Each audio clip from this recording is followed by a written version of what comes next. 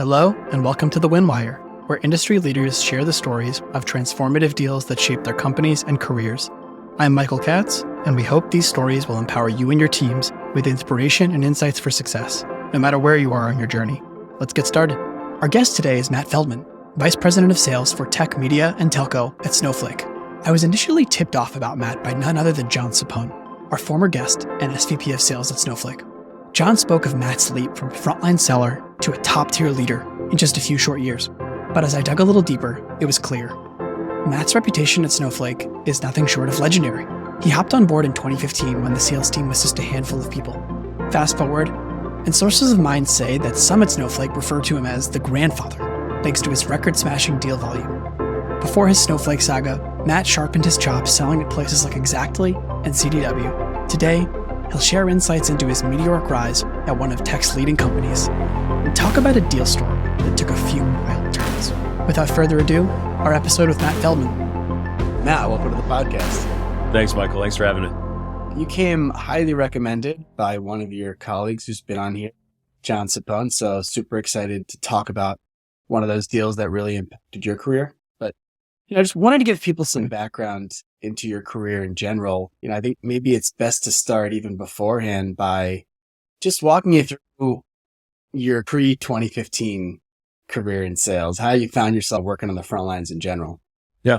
In college, I was a finance major, going through interviews, coming out of college for finance roles, banking roles, investment roles, et cetera. And I looked across the table and I said, these guys are as boring as it gets. I can't do this. I can't see myself being those folks that were interviewing me. And I've got a lot of family that's in sales. And I said, I think I'm fighting this. I'm fighting nature here. I'm fighting my fate. And so I started looking at sales roles and specifically in technology, and found myself at CDW for a long time. CDW was a phenomenal place to cut my teeth. I learned the ropes, great culture, and I fell in love with tech and got into Exactly, and then found myself here at Snowflake 7.5 years ago. Obviously, Snowflake's a really unique place to have found yourself, and I think you probably stumbled into a unique opportunity there. How did you find yourself there? What were those early days like, and kind of what was that journey at the organization? It was a blast, and I found myself, I was at a great company with Exactly. I really wanted to see what else was out there. When I came across Snowflake that really fit the bill, I said, if our founders, Benoit and Thierry and Marcin, and at the time, our CEO, Bob Muglia, what they told me the company was and where we were going, if it was half a truth, then this was going to be a pretty cool place and it was going to be a lot of fun and the growth trajectory would be pretty sexy. And so I found myself single, no kids, ready to take a flyer. And it was the right time. I could bet on myself. And so the early days were a blast. The early days were a lot more simplistic. We were a nice, cute data warehouse. You loaded your data in, you slap something like Tableau on, and you asked questions about what happened yesterday. But we were grinders. You look at the sales folks that started back then, we had enough naivety to go out there and think we could conquer the world, and no one knew who we were. So we were evangelizing the name Snowflake, which was funny at the time, and talking about the cloud and moving data to the cloud and really taking any and every meeting that we could possibly get our hands on. I self-coined the phrase, I was the $5,000 deal king.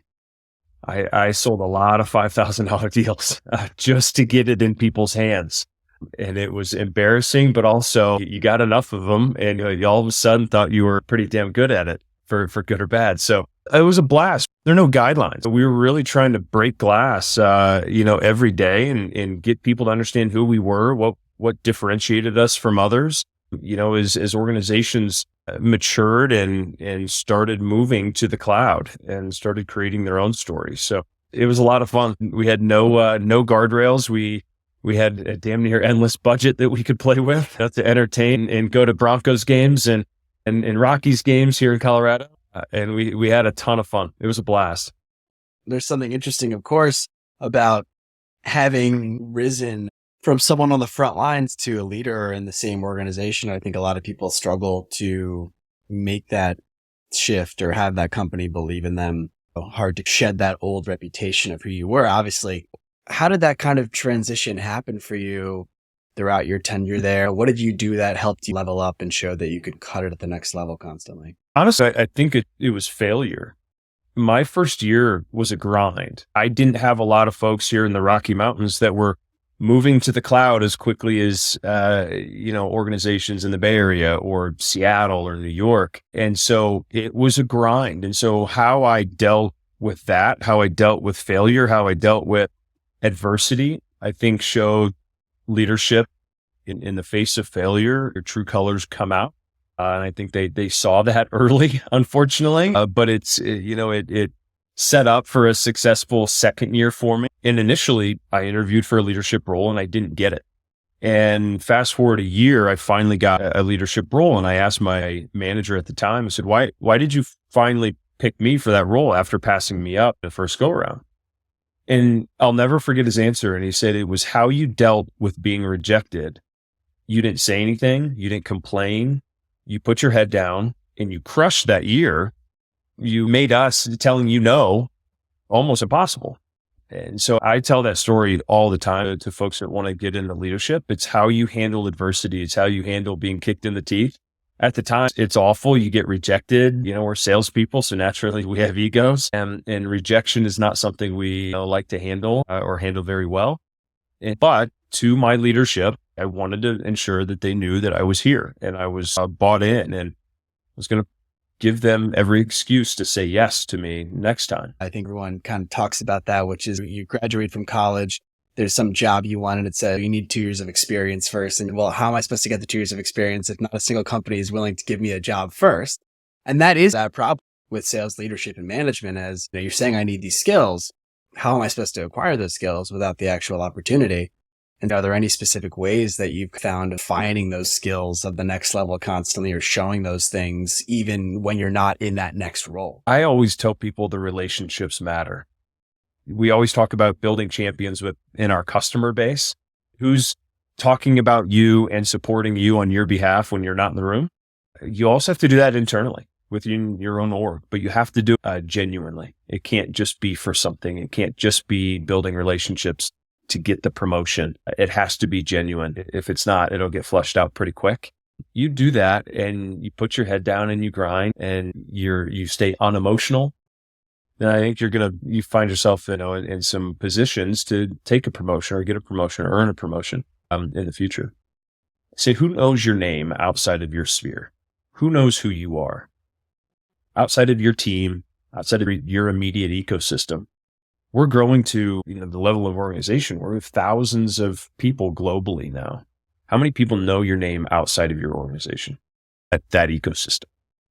It's a question that people start tilting their head and go, I don't know, not sure.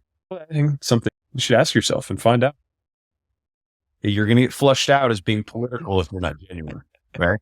First and foremost, you can see somebody trying to climb the political ladder from a mile away. But if you're truly genuine, then it takes on a different meaning. And I think it's incredibly important. Now that we've delved into Matt's background, we'll dive into the deal he's eager to share. And what sets this story apart is that it's not about a win, but instead a memorable loss. While there were key lessons learned, the unexpected twist that followed made the deal truly noteworthy for Matt. Let's hear it from Matt himself. So this was early 2017. I started fall of 2015. 2016, as I talked about, was just a grind. No customers, no name recognition, barely had a working website. Our marketing materials left a lot to be desired.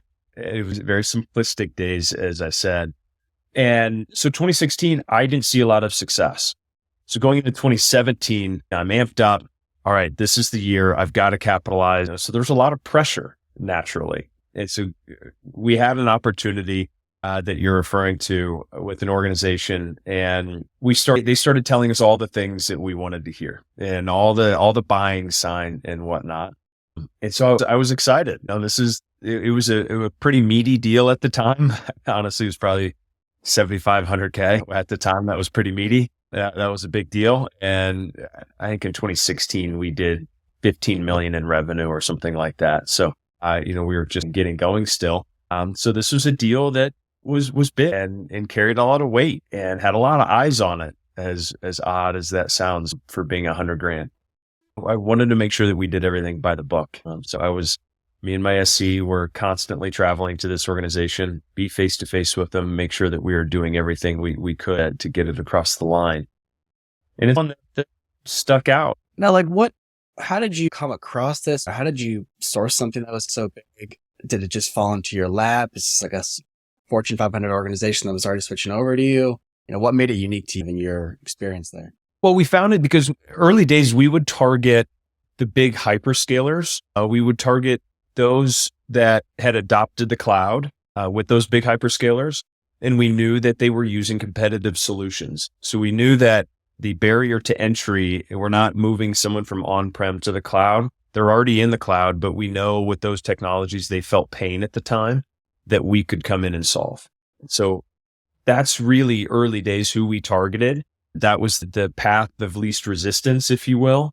We didn't want to fight the religious battle of moving data to the cloud. And we really went and gravitated towards those organizations that had already made that move. But we felt pain with some of those competitors at the time. So that was this organization. They used a competitor. They were cloud first. They were growing pretty significantly, pretty quickly. And so the scale was going to continue to grow, which the scale would then be a problem at some point. We believed we could fix. But after a long deal process, the key moment arrives, pivotal decision-making meeting. These moments are often turning points in any deal, where all the preparation and groundwork converge. You'll see how sometimes, even when everything seems perfectly aligned, there's an unforeseen element that can change the game entirely. I'll never forget sitting in front of the VP of engineering, and we had gone through the POC. The testing had been really, really positive. We had all kind of the mid-level managers at checkboxes. They were all in our camp. Again, telling us all the things that we wanted to hear. So we ate it up. We didn't challenge much because it was all positive. The testing was great. We proved out what we were there to prove. So I'll never forget sitting down in front of the VP, wanting executive alignment, ensuring that we got his buy-in. And he used these exact words: you're faster than your competition. You're easier to use than your competition. And you're cheaper than your competition. At that point, those were like the three things: faster, easier, cheaper. If we got that, we nailed it. That was, here's an order form, go ahead and sign it. We'll go back and we'll process it. We're good. He told me those things, but you could tell that there was a but coming. I said, but what? He said, we're going and staying with your competitor. I said, hold on, I'm so confused. Your managers want it. You just told me that we're faster, easier, cheaper to use, but yet you're not buying us. How is that possible? I was perplexed. And he said, the thing that you missed were the analysts. The guy in the corner with the red stapler, he doesn't want to change tools. He wants to stick with what he's familiar with. I said, the value that we're providing of faster, cheaper, easier, shouldn't that trump what an analyst wants to use? He said, I have 100 analysts. I'm not going to disrupt their day-to-day. I'm not going to have 100 people be disgruntled with me. I'm okay having something be slower, harder to use, more expensive, but keep them happy. And that's where my decision is. I walked away from that, so mad, so confused. My leadership's going, okay, so we're faster, easier, cheaper. How did you lose again? I'm going, I don't know. I didn't know how to explain it. And the lesson that will always stick with me is don't forget anyone in the sales cycle. You may have executive alignment, great. You may have the middle manager tier, great.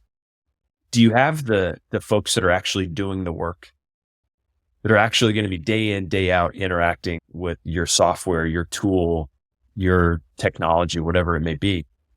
And it was crushing. I was flying high going in that meeting thinking, we nailed this. We just got to talk about commercials. Everything else is great. And that's what I told my leadership, of course, at the time, only to fall flat on my face. But this deal didn't just stick out in Matt's mind because of what he learned. Another reason that this sticks out is just a month or two later, it was a blessing in disguise that we lost it. A month or two later, that organization was raided by the FBI for fraud. I got a newspaper article, showing like so-and-so a company shut down after, FBI raids their headquarters. And I was like, oh my God, thank God that I didn't win that deal. I don't know if I've ever said it before then or after then. Like, thank God I didn't win that deal because it went sideways real quick. So I guess it's a blessing in disguise, but it's something that just will always stick with me over the last several years. And it's funny because right on one hand, obviously, you're glad at the end of the day it didn't work out and everything netted out as it should. But at the same time, there was obviously lessons to be learned in terms of how to go create consensus and talk to people. I guess I'm curious. Most people are always talking about how do you prioritize and how do you move up the organization and how do you get to the business level pain and screw the analysts. And, I understand that approach and it's hard when people have limited time to really reach those people. How do you think about that sort of balance today, especially when you're coaching folks and getting them to do that of treating those different parties? It's a great question and something that we often talk about internally. We grew up as technical sellers. We grew up as winning technically, again, faster, easier, cheaper, more scalable, more flexible, et cetera. And then we see a shift of we got to get to the business, got to get to the end user, got to get to use cases and business value and business drivers, business outcome. So we almost overcorrect in a way. And we left the tech behind. We've got to remember that, build on top of it to get to the business. We need to get to the business and build on that to ensure that we can also win on technical merit. It's something that us as leaders need to think about and need to think about how we push out different initiatives, how we push out different requirements within our sellers. And we can't overlook it. We can't just overcorrect to the business. So it's a great point. Yeah, and it's hard. I'd say there's people who listen to this, talk to folks who aren't in tech, right? They sell other things. Clearly you were in hardware before, a totally different type of situation. Once you get up to that C-suite person, you're kind of like, I don't want to go back and talk to the lowly analysts anymore, right? It could jeopardize my deal if I show them to small time. Yeah. But if you think about it in a different way, that you flip that coin on its head and that could actually increase the size of your deal. You can't think about it as ruining your deal. You got to think about it as potentially increasing the size of your deal, increasing the value of your deal, because you're actually tying value to a technical requirement. So they go hand in hand. It's just people sometimes, because they hear it from the organization, that you got to sell to the business. They go, oh, we'll throw away the technical requirements. We'll just talk about vision and we'll talk about the future and what you can do better, faster, et cetera, with our technology. If you forget the technical requirement, you may be losing out on usage, licenses, a larger contract value overall. You've got to tie it back to technical requirement. You got to tie technical requirement to business value. It should, theoretically, in an ideal world, increase the size of the deal and make you more valuable to the customer. If you were to go back and take that feedback around how to convince those people on the ground that they should change their lives and they should switch to you, on a really tactical level with you and your SE, what would you have actually done differently? How would you have actually approached those people? How would you have talked to them? It's understanding what's important to every level of the organization. There's different business units, whether it's an analyst or a manager or a VP, figuring out what's important and who's going to be touching it, who cares about it, why do they care about it, what are they going to do with it, what value do they see out of it. If we give you a new tool, what do you think about that? What's your initial reaction? How do you feel? Not just, oh, we can be faster, cheaper, easier. Mm-hmm. That's great. But why does that matter to that specific individual? Why does that matter to their team? Why does it matter to the organization? Again, tying the business value back to technical requirements, as we talked about, that's the glue. And how does it influence those people that are actually going to be using it, consuming it, utilizing it, etc.? That's it. Would you have blown out there and tried to walk around the office and talk to these people on site, do you think? Or just try to cold reach out to all these people who, might or might not be relevant? We would have done a mock training. right? And so we would have gotten those, brought in pizza and beer, brought those people into a room for a couple of hours and said, here's how you use our technology. What do you think? How do you feel about it? What do you like about the technology that you use now?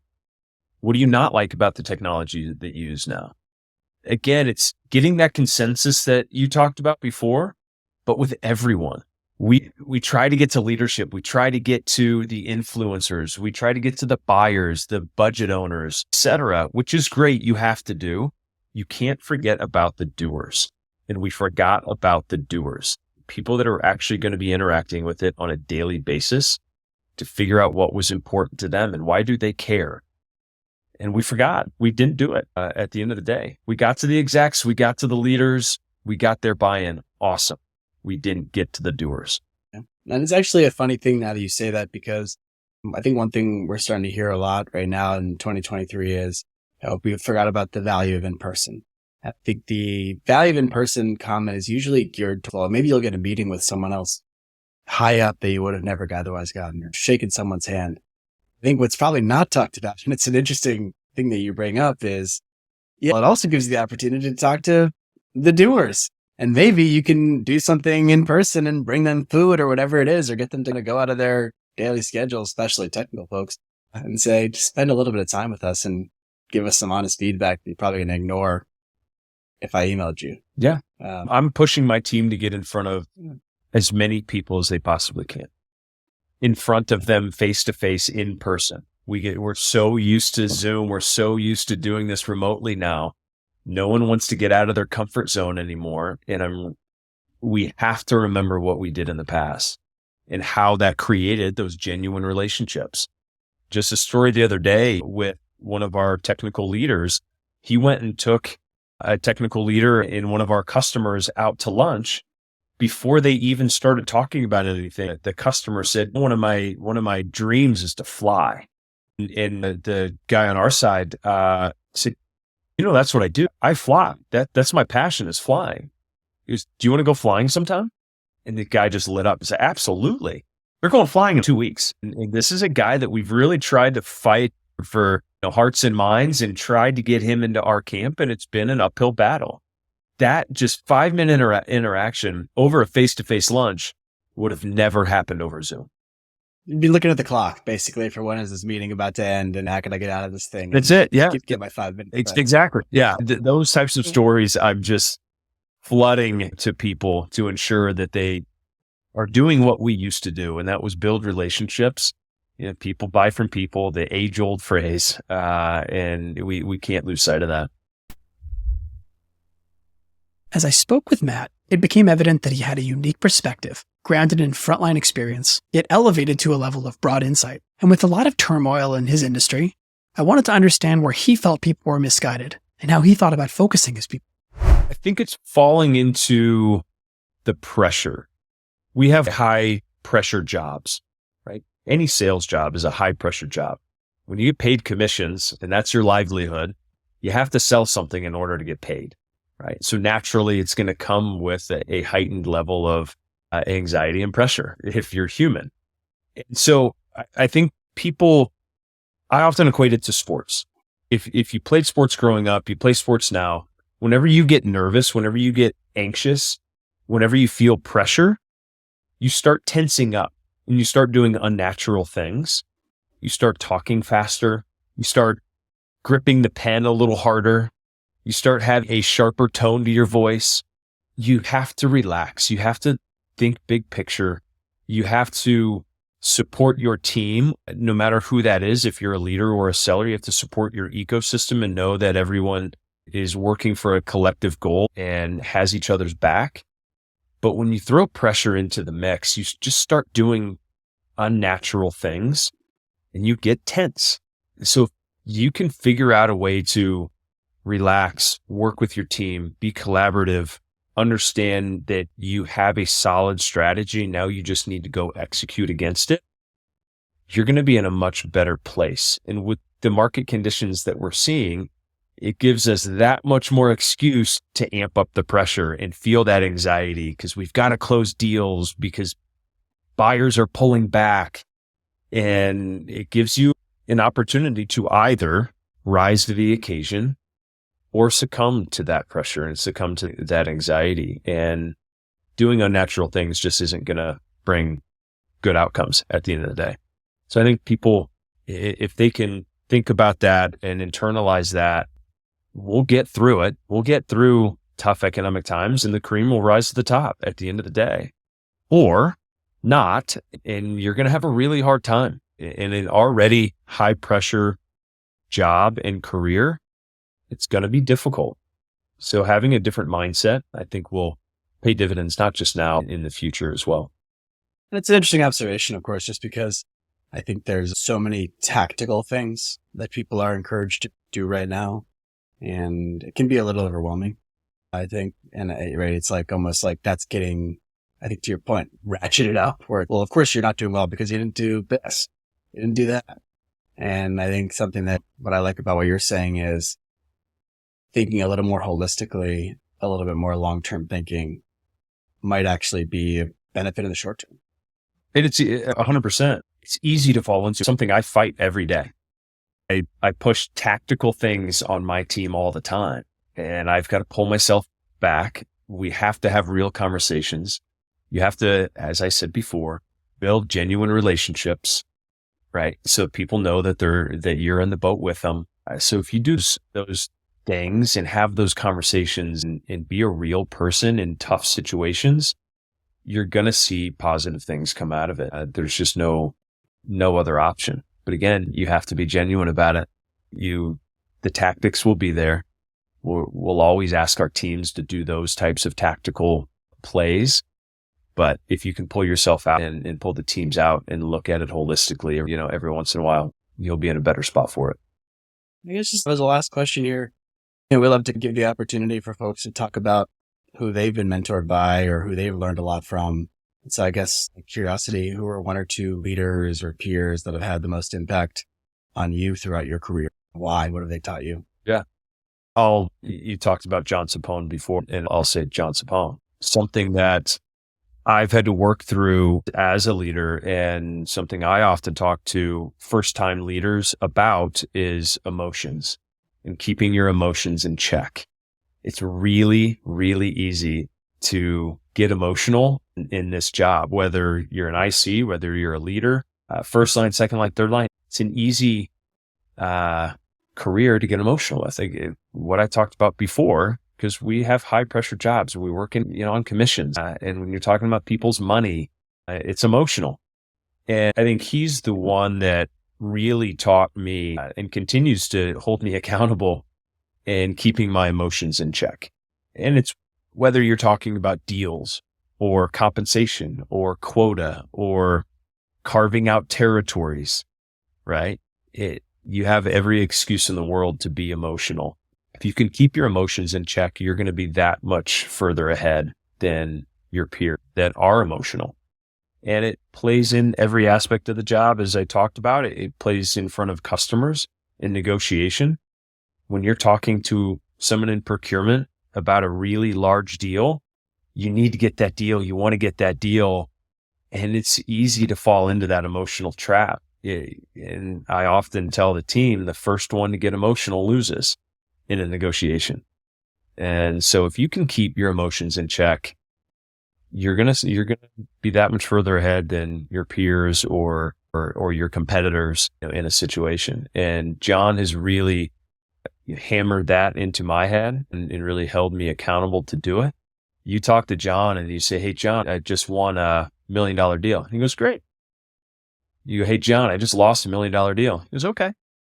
And he's as unemotional as it gets in those types of scenarios, which gives me confidence to come to him with bad news, with good news, and I know what I'm going to get. And so I try to emulate that with my team. If they bring me bad news, that's fantastic. They bring me good news, that's fantastic. You try to stay as even keel as possible. And it's, I think, going to do everyone around you. It's going to give them a level of confidence to come to you with those types of things again, whether it's good or bad. You'll certainly hear the information faster if they know they can tell you anything. So as long as you can fake being even keeled.